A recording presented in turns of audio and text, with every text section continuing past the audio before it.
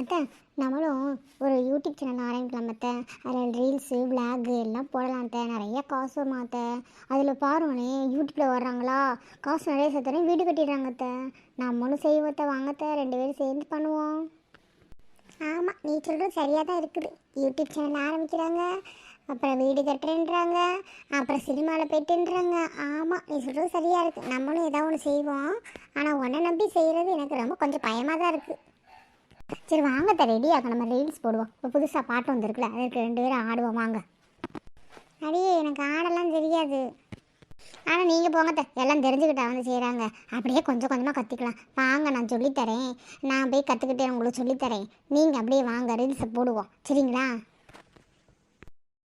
அத்தை? இந்த ஸ்டெப்பை ஃபாலோ பண்ணிக்குவோம்.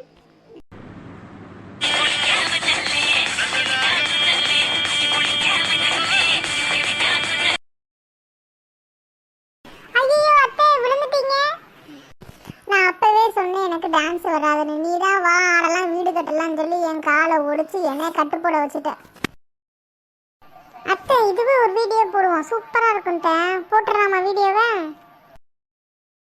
அப்படி போடி போக்க தேவையில்லை. என் மையன் வரட்டும், உன்னை கையால் ஒடிக்க சொல்கிறேன். நான் இது நீ பிளான் பண்ணி என்னை ஒடிச்சு உட்கார வச்சிருக்க. இது என் மையன் வந்தோடனே உனக்கு இருக்கு. இந்த எந்திரிச்சோனி வந்து என்ன செய்யணும் பாரு. ஐயோ நான் இல்லத்த, என்னை மன்னிச்சிருங்க, நான் ஓடுறேன்.